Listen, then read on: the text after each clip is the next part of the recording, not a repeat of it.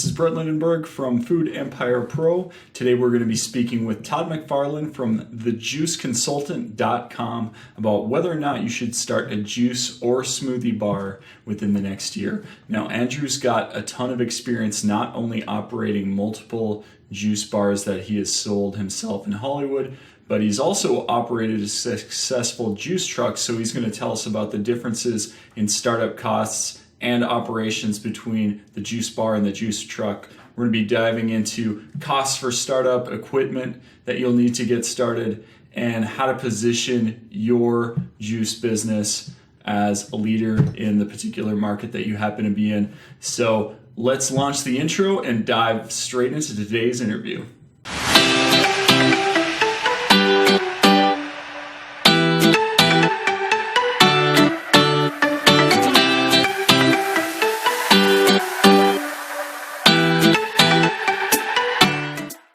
Looking for a food truck step van or other commercial truck? Let Battlefield Ford Commercial Truck Center, based in Manassas, Virginia, show you how easy it is to buy a quality new or used Ford truck. Battlefield Ford believes fair prices, superior service, and treating commercial truck customers right leads to satisfied, repeat business. They can even help you finance a truck and mobile kitchen through Ford Motor Credit. So what are you waiting for? Head on over to BattlefieldFordTrucksOnline.com to browse their extensive inventory of commercial trucks. That's BattlefieldFordTrucksOnline.com. So my background is a little bit interesting because I grew up as an actor. So I was acting in LA, which is why I moved to LA when I was about 14. And so I was doing that for quite some time. And then eventually I remember I was doing the last season of this TV show, this ABC show. And one of the guest starring actors on that show was one of the most vibrant, healthy, fittest people I'd ever come across. And I thought, I need to talk to this person because this guy's doing something that I want to find out. And I remember sitting with him and he told me that he was a raw vegan. And at this time, I'd never heard the concept. This was coming on 15 years ago. It wasn't popular like it is today, this terminology. And I didn't even know what that actually meant. I didn't know that we could survive without actually eating meat because I was I was probably 20 years old at the time. And so that catalyzed me going on this really profound journey of discovering more about my health and eventually becoming vegetarian and vegan shortly after that conversation, and then got really into juicing, started cleansing, and I just became that guy who a lot of people have, that friend now who's always carrying juice around with them and talking about the latest thing in health that they're discovering. And I was that person before anybody was doing it. So it was very unpopular with my friends and my family to a certain degree. I mean, I had people around me who were open to it, but it wasn't in vogue like it is now. And so I remember as I was transitioning from acting, having a conversation with a friend, and I don't know how it kind of moved in this direction, but I had this really strong inspiration to start a juice business. But yeah, this is something I'm very passionate about. This is what I'm going to do. I had some money saved up from acting, and so I started going down this pathway, and did still need to raise a bit more money for a brick-and-mortar store because obviously that's a bigger investment, and I didn't want to just use every single penny that I had, and ended up having conversations with investors, and they seemed like they were kind of on board, but overall the energy was not one where I felt that they had complete trust in me. And so I said, you know what, I'm just going to do it on my own. I'm going to start a food truck because I feel like it's a lower risk. And we can talk more about that as we go on, because I think a lot of people are usually in the same mind frame that I was in when I was starting. And there are things that are true about that concept of, getting into a food truck because it's low risk and it feels like a smaller barrier to entry and all of those things. But you definitely learn a lot of things along the way, which I would love to talk about. But so I took this journey, getting back to my story. Instead of opening the brick and mortar right away, I started a juice truck. First, few phases were super tough because, I go from being an actor, doing some producing, doing some writing, never having a job, never worked in food service, to then starting this food. And I think from the outside, you have this idea, you're like, yeah, how hard can it be? I make juice at home. I make food at home. And then you get into the spectrum where you're doing real volume. You're going through 100 pounds of apples in a day. You're like, you've never seen what, and you realize you're really now in the manufacturing business. You're not making juices for your friends at home. And so that was the beginning, phase. And thankfully, eventually I figured a lot of things out quickly and painfully because I was working a lot. I wasn't sleeping. I was working 18 hours a day for a long period of time until we actually were able to crack the code and start having some positive cash flow in the truck. And then eventually was able to see that we were outgrowing that space, and it made sense to then eventually open up our first store, which was maybe about a mile away, or maybe even less than that, on Sunset Boulevard, Sunset and La Brea, and then open up another store, and that was kind of the journey. Do you recommend? Because, like you said, obviously from a startup cost standpoint, you can get into a trailer, you can get into a truck cheaper than you can get into a brick and mortar location. Is that like a path that you would recommend to others to follow too? Or what are your thoughts on that? I think that in an ideal scenario, as entrepreneurs, you got to do what you got to do, right? It's like there's good, better, and best case scenarios. Right. Good scenario is like, you're in business and you're able to do it smart and you're making money. That's good. Best case scenario, you do it really, really well and you execute immaculately. And as they say, hindsight is 20/20. And so I would say, from my experience, having a truck to supplement a store is usually the best case scenario because you've already built brand with the store. The truck is a great place to sort of function more as retail because the limitations of a truck are obviously space and the fact that you have to travel around. So those are two big limitations. And you have to just look at, for us, what I realized, and probably one of the bigger catalysts for me opening a store, was when I started looking at the economics and thought, wow, our monthly overhead just on the infrastructure of the truck, between the gas, between the truck rent, between the commissary, between the parking tickets that we're getting, I'm spending $4,000 a month. Right. And I thought about it and I said, that's the rent on a store. Why do I have, and with a store, because I have more space now, I can sell more product. And so I think every scenario has its advantages and disadvantages. The truck in itself, if the strategy that I usually tell people to take if they are going to do it, I say, before you even sign a lease on a truck, before you think about getting into it, go and figure out if you're going to have a route, or go and figure out that singular place that you're going to park, because like in every business, whether it's a storefront or it's a truck, location is everything. And so if you have a corporate office and they've got 3,000 employees and they're going to let you park in their parking lot every day, great. Now you're set. You know what your strategy is. It makes sense. But if you don't have that, don't try to figure it out after the fact, which is what we did mistakenly, and because that's time is not on your side at that point. And so whether if you're going to have a route and you're going to say, okay, I'm going to park in this yoga studio on Mondays, I'm going to have this gym over here that I'm going to park at on Tuesdays, I can get down by the beach on Wednesdays. And there are technicalities around, like for example, in LA County, and it's going to be different everywhere you go, the health department is going to require that you have a bathroom letter from any location that you're parked at. I think it's for more than an hour or 2 hours, and it doesn't make sense to park anywhere for less than that, right? You want to plan to be there all day, because you lose too much money in the switching costs from going to one location to another location. So you at least need to plan to be there all day, and you have to have a letter from a bathroom that has hot water that's within about, I think, 100 feet from wherever your truck is. And so there's technicalities around it. You want to make sure that these businesses are willing to do that for you, that you have those good relationships ahead of time and you're an asset to them, because the last thing that you want is to be in places where everyone's trying to tell you to move, and because you can't afford to do that at that stage. You've got too much at stake. You're just, the second that you're going, you're burning money every day. You've got your rent every hour. You've got employee costs if you have employees that are in the truck. You've got your produce that's going to be spoiling if you're not losing it. So you got to plan ahead of time if you are going to do the truck. But usually, and in particular, especially with juice, because I want to emphasize this, you don't have a ton of space on a truck as it is. But when you're in retail and when you're in food service, when you really get smart and meticulous about the profit margins per square foot of refrigeration, countertop space, what you'll realize with juice is that it's not a super high margin product to create, because you're throwing 30% of it in the trash, right? The analogy that I use for people is, you think about, let's say, how much margin you would have on a salad. you could never eat the amount of produce that you drink, which is what makes juice valuable. But in terms of the market perspective, people don't value juice in the same way. They're not paying 3 times as much than you want on salad, because salad is a meal. It's something that I don't have to eat after I've eaten it, right? Whereas if I buy juice, they still think about it as a beverage, and because it is a beverage, but I still have to eat a meal. So instead of a $12 experience of eating a salad, now I've got an $8 experience with the juice plus the salad, right? So it's a $20 experience. And so people don't look at it in the same perspective, but in terms of the product value, you're using 3 times the amount of produce that you can ever eat.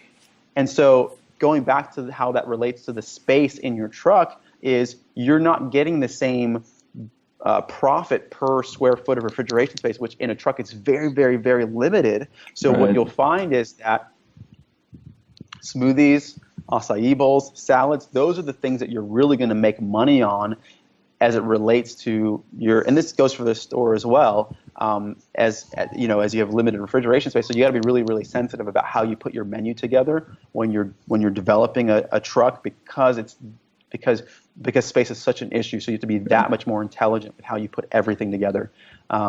And you might find that you want to keep a limited juice menu and really expand more on the acai bowls and the smoothies and it's the juice business, but really it's the smoothie business, because generally it's about a 60 to 40% ratio of smoothies to juices in any environment as it is most of the time. So okay, yeah, that's interesting. You say that about the food truck specifically too, because I've heard that from so many food truck owners. Even if they go on to build successful restaurants, they're like, man, if I wish I would have had the money, because I would have started with the restaurant first, because then you find out, oh, I have to pay for the commissary, I have to pay for the gas, I have to, I can't fit all the food that I want to on my truck. Yeah, there's just so many. It seems simpler in your head, but like once you get into it and the logistics of it, becomes much more complicated, and then it becomes even more complicated if you try to do it in California, I think, or in New York. Barriers to entry, right? It's like the barrier to entry is low, but the cost of operating is high. So because for me to get into a restaurant, I've got friends who they spend $2 million opening a restaurant. So the barrier to entry to getting into that kind of business is really, really high. Right. But then the upside potential is also very, very high, because they might make $20,000, $30,000 a day, right? It's big business. And versus, okay, I spent $30,000 getting into a truck, but then my monthly overhead on operating the truck was $4,000.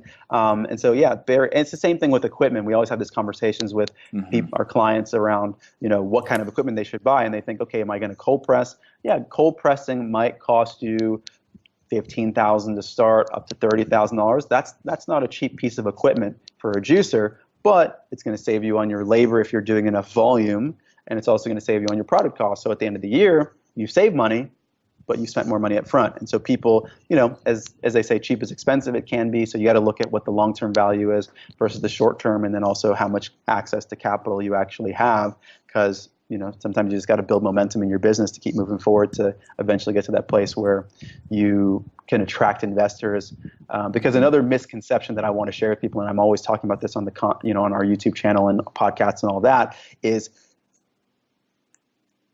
don't be under the misconception that you're going to make enough money in a short period of time to then open up a storefront, right? You're not. You can make money running a truck. You can. For us, we would literally sell out 4 days out of 7. So majority of the week, we would sell out of our product 3 o'clock, 3 p.m. And so we were thinking, okay, do we need to get more produce deliveries? Do we need to have another shift? Because if we stay here for another few hours, it's gonna mean a lot for us financially. But even with that, we would still only net $6,000 a month, right? Now, for some people, they're thinking, wow, that's good money.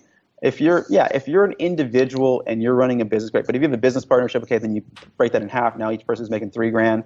It's it's nothing to run home and tell everybody in your neighborhood that you made it. You didn't make it, right? Even at $6,000, okay, you're at $72,000 a year in total income, right? You still got to pay taxes on that. You've got living expenses as a human being. Let's say you keep your living expenses modest. Now maybe you can save $20,000 to $30,000.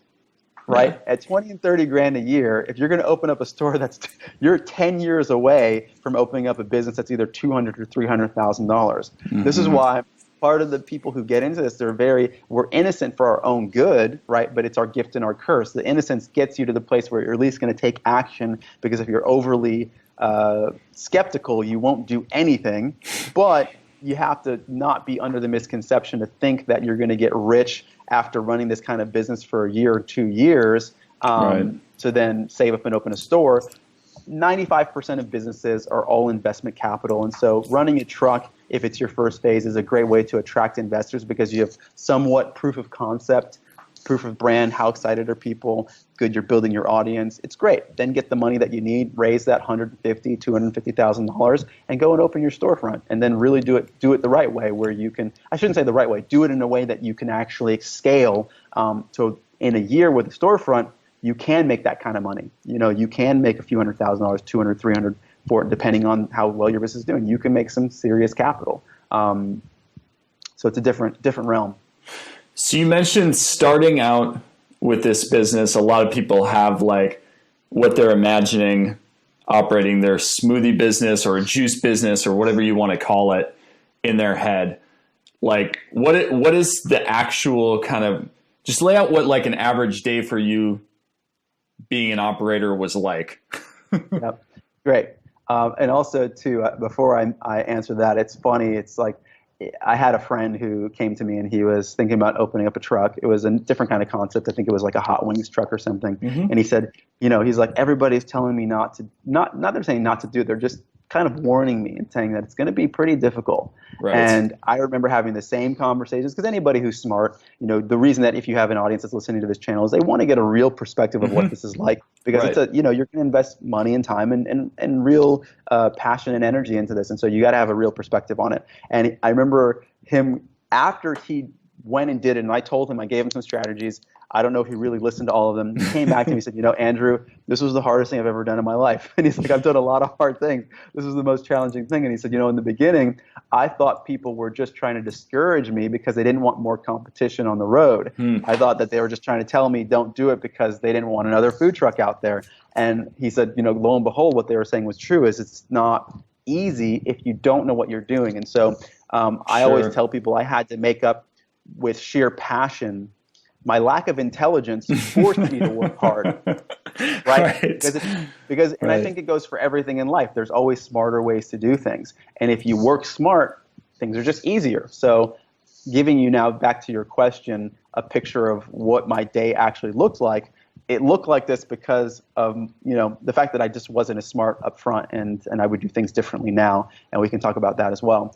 But for us, we had to, because we were parking in the middle of Hollywood, which if anybody lives in LA or has been to LA, that, parking in the middle of Hollywood is almost equivalent, not exactly, but it's almost equivalent to parking in the middle of New York City. It's busy, right? And there's not really many parking spots for a 28-foot vehicle. And so we had to wake up at about 4 a.m. every day to get to our truck at about 5 a.m., prep some of the juices that we were going to make. So we would prep the ginger juice, we would prep the lemon for the day, we would prep a few things that we knew we were going to juice, so that we could then get on the road and be at the parking spot that we were trying to get, which was in front of a Trader Joe's. Because basically the big insight that I had that really made the business work, because we were failing previously, was Trader Joe's customers are similar to Whole Foods customers. Whole Foods has a juice bar inside of them. Trader Joe's does not. And so we need to park in front of the busiest Trader Joe's that we can find. And so this was in Hollywood, and this was on Vine between Hollywood Boulevard and Sunset. And so then we would get to that parking spot by 6 a.m. And then we'd maybe prep a few more things before people started showing up at 6:30 and 7 a.m. for their juice. And then we would basically be going nonstop from, especially when the lunch rush hit. It was almost like we were moving so fast that I went into this timeless, people talk about going into flow state. I think working in a truck, it's like in order for things to flow well, it's either chaotic and you're just like fumbling behind, or you enter this like zone of productivity that you never knew you could do so much in that period of time. We were moving 100 miles an hour, cleaning things, making these juices, just like going crazy until about 3 or 4 when we either ran out of everything or things started to slow down and we needed to get the truck back to the commissary to get clean for the next day. And that was probably on a day where things were smooth, because sometimes, I would get calls, because there was a period of time where, my business partner and I, because we realized it was good for us to kind of alternate as we started making more money, then we started hiring a few staff members. So we had about 2 or 3 staff members, and then we would fluctuate from who took the truck out that day. And sometimes he would call me at 4 a.m. and say, hey, the people who we had hired to clean the truck, because we wouldn't clean it, we had a team that came and cleaned the truck, and we would find out they didn't clean the truck. They just didn't clean it. Okay, now I got to get out of bed at 4 a.m. and go to help him clean the truck, which was kind of put us behind, because, it usually will take about a couple hours to clean the truck, because it just gets, juices splattered on the wall. It just gets messy. Things spill. Right. It's not an environment where, restaurants get messy. You got to clean them. And so that would set us back, because I had to go and help him clean. And then we had to, on top of that, prep and then get out there and get in front. And so that's what an average day on the truck would look like. And yeah, we had a lot of fun too. I think the customers loved the concept because it was super fresh and new at the time. This was right when the food truck thing was really getting popular. This was 10 years ago, this stage, right? And we were the first juice truck that we were aware of, maybe even in the country, because we were merging the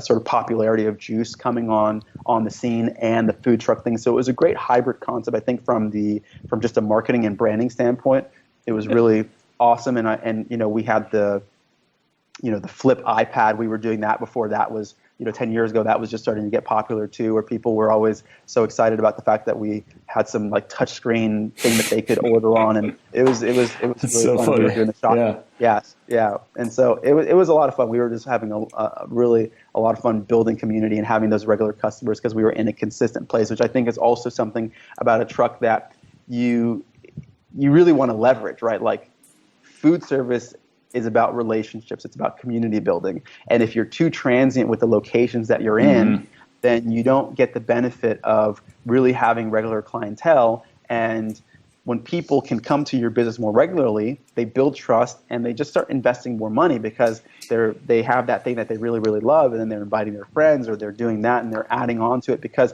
they just built that rapport with you. And so long-term value in building customer base is really, really something that you get the benefit of having a store, that if you are going to do a truck, you really want to see how you can duplicate that to the best of your ability. And consistency is one of the best ways to do that as well. So it sounds like you got to be a morning person if you're going to do this type of business, whether it's the truck or the brick and mortar, because that's kind of when your sales are going to be happening through the day. Later in the day, probably.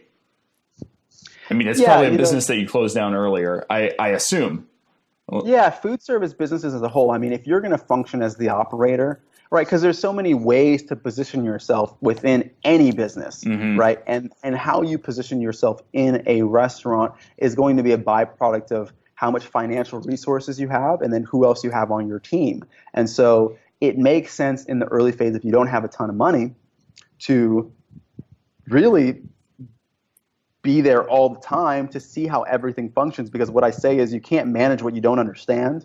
And so you have to, at least in the first phase of your business, wear every hat, play every role, know how things need to be clean in order to tell people this is how you clean this piece of equipment, this is how you do that. Otherwise, people will tell you, oh, I don't know, or I thought I did it the way you're supposed to, but you also don't know either. And so in the first phase, you have to be willing to do everything. And part of that means, your business is not, because a lot of people don't realize that a restaurant's not just running or operating when you're in there. Yep. That's half the time that it's running. The other half of the time is when they're cleaning it and when they're prepping. And so some businesses, depending how busy they are, they might only actually close their door for an hour, 2 hours. Some of them I know never close. They have a night crew that comes to prep, and they'll just, throughout the night for some of our clients even that are pressing. They come as soon as a business closes, they get in there, and then someone's pressing from 10 p.m. until 4 a.m. the next day, and then maybe at 5 a.m. someone else comes in to get everything ready and pull the signs up, pull the furniture out, get the POS ready, turn the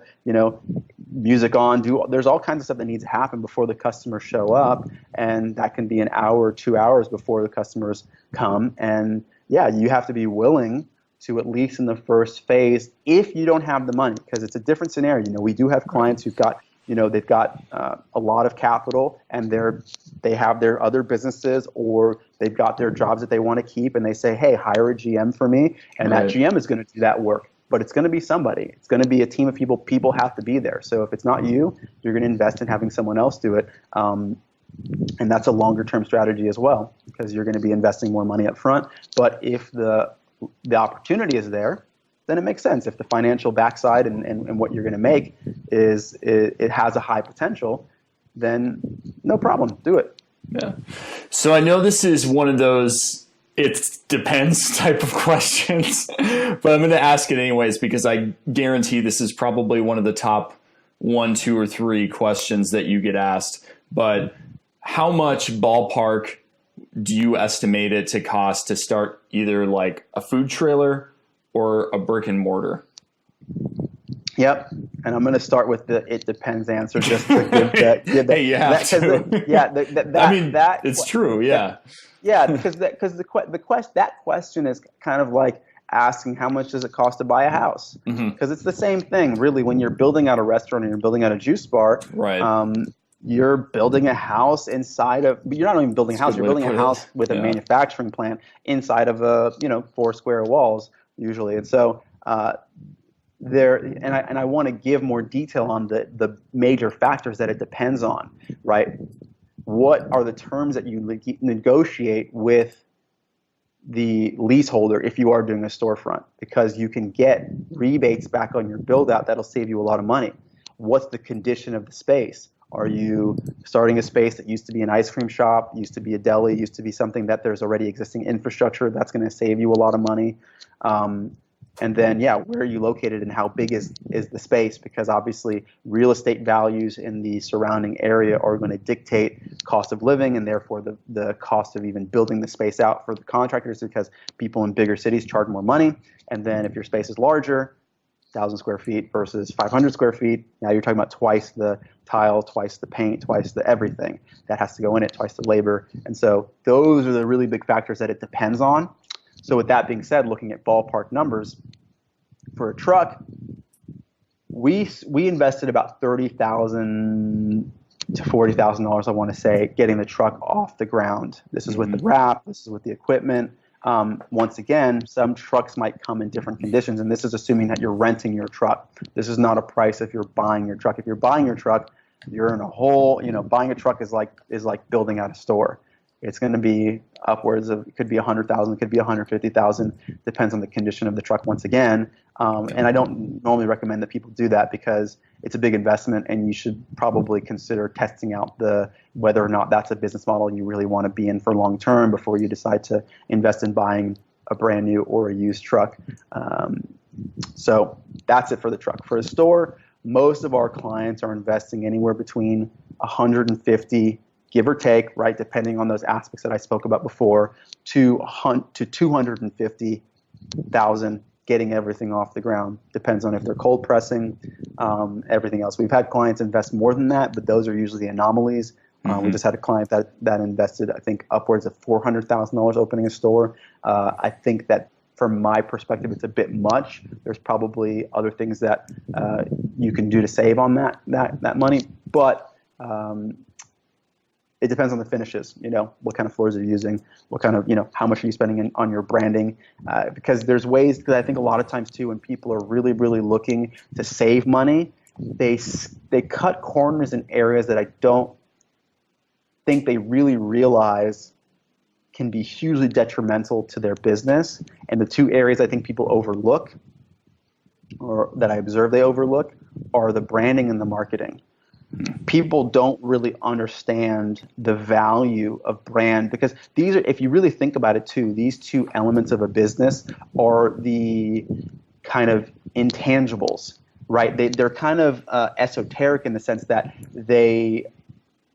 you don't really have to have them to run a business, right? Like I can build a business out with a really, really basic logo. Maybe I don't even need a logo, right? But people know it's kind of valuable to have a logo. Brand and marketing, because and the analogy that I use is what you start to realize over time, and I've been an entrepreneur for a long time, and even as I evolve, this is one of those things that starts to stand out to me is if you think about fashion companies, fashion is all brand. What's the intrinsic value of a T-shirt, right? Then what's the intrinsic value of a Louis Vuitton shirt? Right. It's the same. It's the same as a T-shirt that you might buy from Walmart for the most part. Maybe the materials are a bit. It's not a huge contrast, but the price difference between a Louis Vuitton shirt might be a few $100s versus something that you might be able to get for $5, and that's all brand, right? Yep. That's the only thing that is. That's all they have is brand. And so what people don't realize is because brand is kind of this esoteric, intangible thing, it's the thing that allows you to charge more. It's the thing that allows you to get more transactions. It's the thing that people don't invest a lot of money in, their visual presentations, their brand narrative, their website, because all they're thinking is, okay, in order for me to run this business, I have to have a juicer. I have to have a truck. And that's true, right? Those things are true because they're very, very tangible, but they forget that, or they just don't realize, I should say, that building brand is a thing that's going to make their business skyrocket. And sometimes it does take a little bit more money. It might mean an extra $4 or $5 grand and really getting a beautiful truck wrap designed, right? As opposed to just putting something up with some stickers and, it's like, and that's the difference with people driving by your truck or going, wow, that's really clever. That's really unique. Wow, that because value, perceptual value sort of meets real value. When people perceive your company as having higher value, which is what happens when you build out a store versus a truck, because trucks are impulse purchases, whereas storefronts are premeditated. Anytime something is premeditated, people invest more money in it. And so when people see your business and they're like, oh, that's nice, but they don't take you really, really seriously, where they said, oh, that person invested $200,000 in the store, I take them seriously. Those people are experts. I walk into the store and it looks immaculate. Guess what? That person who, whether they know it or not, the person who would, and this is what we witnessed in our own business, the same 100 customers that would invest $8 in our truck as an average ticket sale would invest $16 at our store. So we literally doubled our income from the same 100 customers. Not to mention that we could expand our customer base because we had more capacity to serve at scale. But just from the same 100 customers, we would make more money. And this was brand, right? This is the thing that brand does. And so this is in the context of your initial question. You can do the 30,000. You can do you can scrape by. You can do it. But at this phase as an entrepreneur, I usually recommend that people don't do that because it's so much easier, right? There's certain things that will just put you over the edge. It's so much easier to just go and talk to somebody. Go raise that $5,000. Go raise that $10,000 if you don't have it. Convince people to give you the money because you will know how important that is to you in the long run. Because in the long run, it's little, right? It's a little. When you talk about, in contrast to how much success you can have, you will look back and laugh. The amount of money that you think is a lot now, and you're going, wow, because the difference between launching at $30,000 and $40,000, right?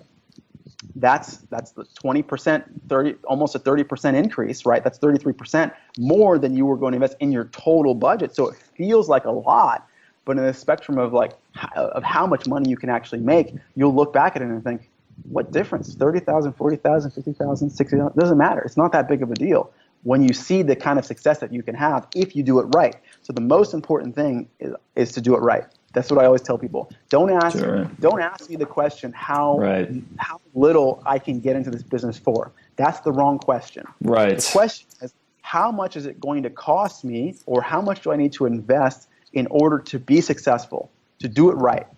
That's the question. Because let's say hypothetically you could do it for 10 grand, but you're not going to succeed. Do you want to even do that? What's the point? Yeah, you can do it for $5,000. Okay, well, you're going to burn all that money because you're not going to succeed. The question is how much is it going to cost me to succeed?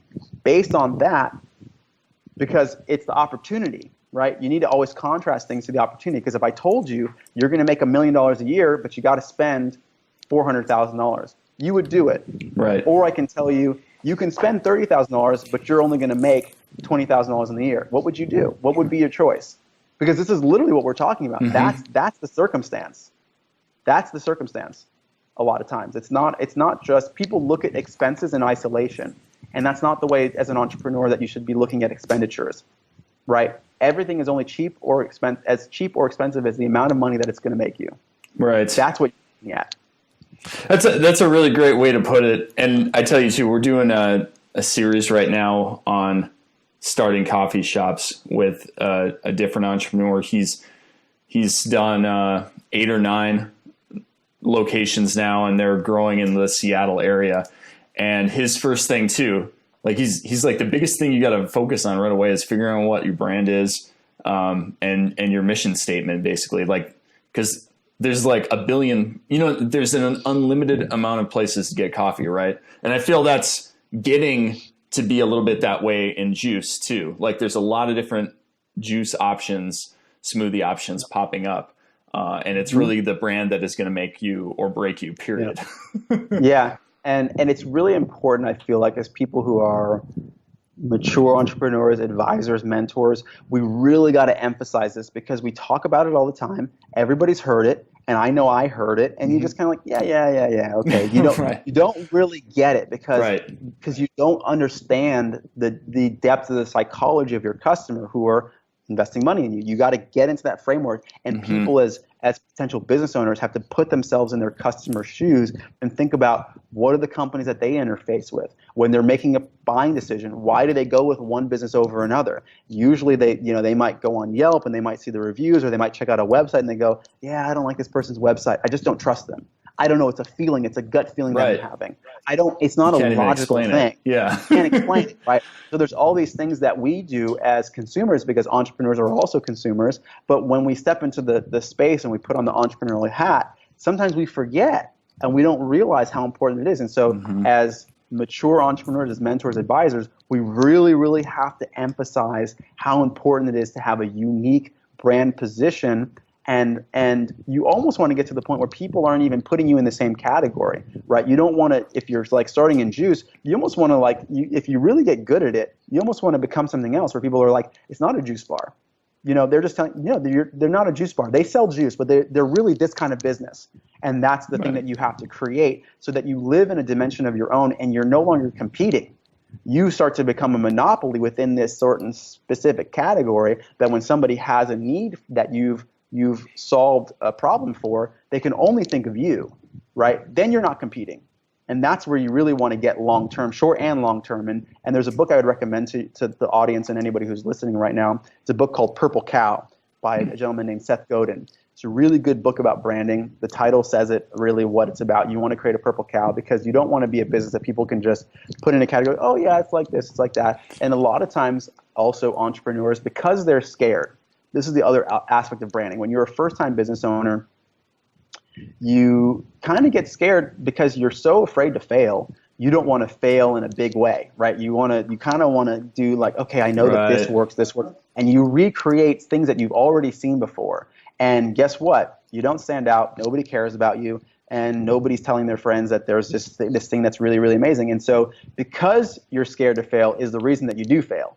Right? It's the reason that you don't stand out and nobody sees you, versus really getting bold and creating something that's even disruptive. Because some of the best brands are brands that shock people, brands that people are like, I don't agree with them. People, they kind of like draw a line in the sand where people are either really, really for you or really against you. And that's how you have, you build an audience of like evangelical followers, because you're so strong about who you are and your mission. And, for example, I have another business I'm partnering in. It's called Gangster Vegan. The name is so strong. Some people, the people who love it walk in and they're like, I love this name. And they love the concept, and everything in the business is these, kind of renditions on hip hop references. We call the Kale Kush. It's like, we're really going that's cool. really strong in that direction, and people, it's worth talking about. And that's the thing, is you have to realize, if you're not creating a brand or a business that people are going to tell their friends about, then you haven't done your job, because that's free marketing, right? And that's just really good business sense, that you have to create something that people are going to, that's contagious. It might not be in your brand name. It might be in the way that customers interface with your business. It's got to be the customer experience. What are you doing that's going to wow them? And this goes for a truck, for a store. It's just good business sense. And people don't spend enough time thinking about this, and so they lose out on a huge opportunity to really create virality and growth in their business, because they don't realize how important it actually is. What are your thoughts on juice franchise opportunities? Say, like, I'm just going to toss out Juice It Up because that's one that's around here. Sure. I personally, because I'm in the stance, I'm in the unique position that I'm in, being someone who started an original concept and was able to grow that, sell that business, and help other people. There's pros and cons to everything. The biggest benefit that people who are looking into buying into a franchise have is brand recognition, right? So you have a built-in customer base because people know what the menu is like. They know what the customer experience is going to be like. There's all these things that they already know. And so that's a benefit. The other benefit of why people really buy into franchises is usually because there's systems and operations that are duplicatable, that exist, the paperwork. There's all this equity that I'm buying into. Right. I don't have to recreate from scratch. From our standpoint, because we consult with clients and we already have all of this and we can adapt it, we get the benefit of having the infrastructure. But even better, we can customize the situation to someone's exact circumstances. So it's almost like going to a custom tailor, right? So it's asking the question, if you have access to that, because not everyone has access to that, right? It's like, what's the benefit of buying clothes at Kmart or Target? And yeah, it might fit good versus having a custom tailor or like a private chef. Definitely, if you have access to a private chef, that's what you want to do because they're going to create meals that are nutritionally sound for you. Or, if you have a tailor, they're going to fit close to your body. And so for us, we are not as we don't recommend that people go with franchises as much because we know that as a company, we can provide a service that is superior because it's customized. And we also have the proven mechanism. We know what makes a juice business work. And so ultimately, we've had even people from franchises reach out to us and say, hey, I'm in trouble because I'm in this contract where I have to purchase produce from the approved vendors of the franchise and my food costs are through the roof and there's nothing I can do about it. And I say, I'm sorry, because if you owned your own business and you owned your brand, not only could you become the person who maybe long-term is franchising to other people, but you also have the freedom to do whatever you want, right? Because the market's dynamic. There could be something that happens. There can be some ingredient that now everybody's going crazy about. Like right now, everyone's going crazy over celery. Could be some rare ingredient. And then maybe your franchise, because they're a big company, they move really, really slow. Right. They don't update the menu fast enough. And now, guess what? You've lost the opportunity to capitalize on that thing, whether it's the new acai bowls or it's the pitaya bowls or it's something. But the industry is very dynamic. You need to have the freedom as a business owner, especially as a small business, right? Because small businesses thrive on adaptability, iteration, flexibility. This is the thing that you have that big businesses don't have. And so when you buy into a franchise, although you have a proven concept, which obviously we can help clients with, but you don't have the freedom to move in the way that you need to move. And that becomes a hindrance, I feel, to people long term, and especially in a new industry, because I shouldn't say new, but it's somewhat new. We're only about 10 years or so into this craze of what's happening in the juice world, and things are going to change fast. We don't know what the next dimension of what this business looks like is, and if you can't adapt, you might be in a lot of trouble. Yeah. And just one thing that I think about with this too, with the brand, like these juice brands that are coming out, like in some areas they're going to be more popular than others, but it's not like Starbucks, it's not like McDonald's. You know what I mean? Like you don't get like that much of a recognition with some of these franchises that are coming out, which I think is interesting because your point, that's like the biggest thing. Oh, I know what that is. I know, you know what I mean? Oh, I go there all the time. Yep. And so most of these stores at most might have 10 locations, maybe, give or take, at most. Juice It Up, I think they've got a lot more. But I personally, especially with our clients and for ourselves, especially with a company like that, I love competing with them because I know exactly where we can improve, and I know that they don't have the ability to make those changes that they need to make because we can do all kinds of things that they can't do. They're stuck. The individual locations won't adapt fast enough, and so they get scared. They'll be in trouble in a lot of ways if they find a company who can execute well, that shows up nearby. They're going to be in a lot of trouble because they're stuck. They're too rigid, and the industry's moving too fast, and we know too much about the customer base. And so I usually recommend that people don't go the franchise route if they are willing to invest in having, a company like ours help them get the systems in place, put the menu together, because there's all kinds of things that they need to know about that.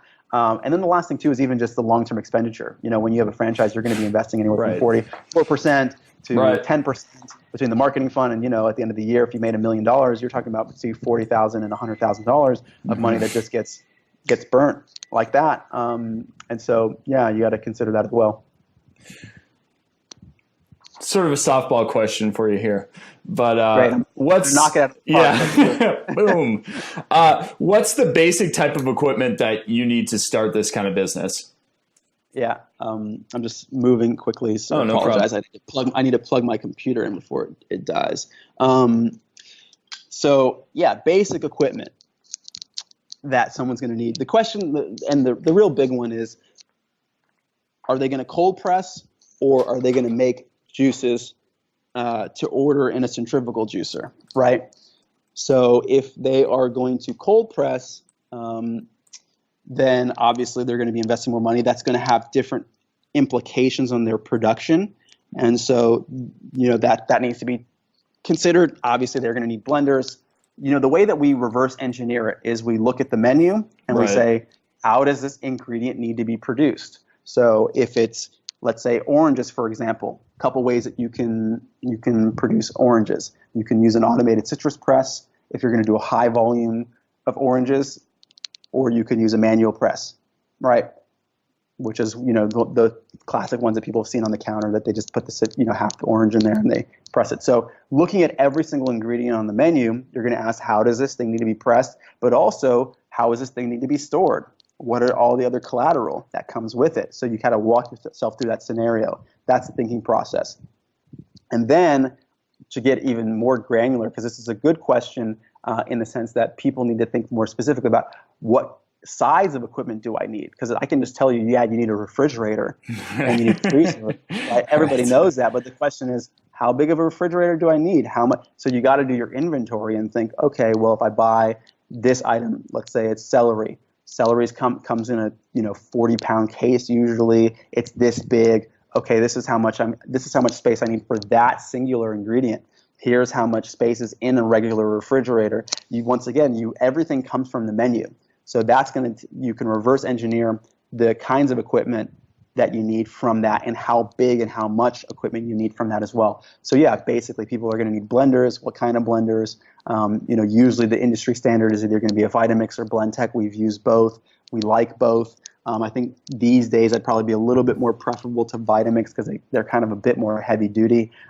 And then that's the basic equipment. Then you've got smaller things, smaller items. You need your cutting boards and your knives and your knife rack and all that stuff. Sure. And we won't get into all of that. But for the most part, it's not that you need. The unique aspects of a juice bar are really the blenders, the juicers, and that's it. Like that. Those are the two pieces of equipment that make this sort of industry unique. If you're going to make some food items, you might need a food processor.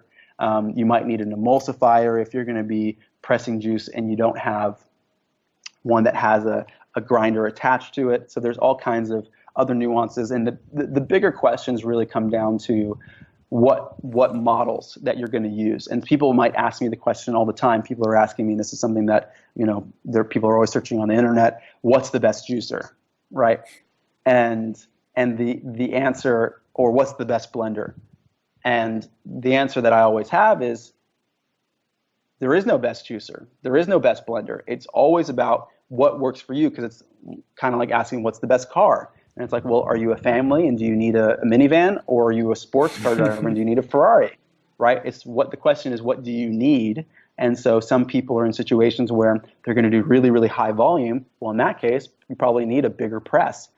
You won't get by if you're going to use a small Norwalk for that kind of. You'll spike your labor through the roof. So that's not a good juicer for you. You might see, like for example, with the oranges, the automated citrus press is going to save you on labor, but you're not going to get the same sort of yields that you might from a cold press juicer.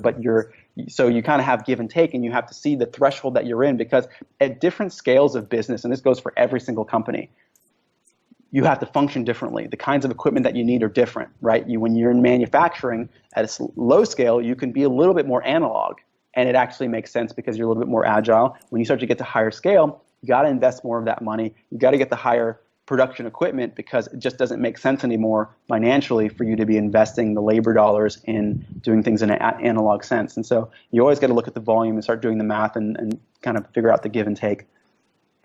Andrew, really appreciate your insights. I think you've given like a great high level overview of what it takes to operate this type of business, what the day-to-day is like, what the costs are like, what equipment you're going to need, how to brand yourself.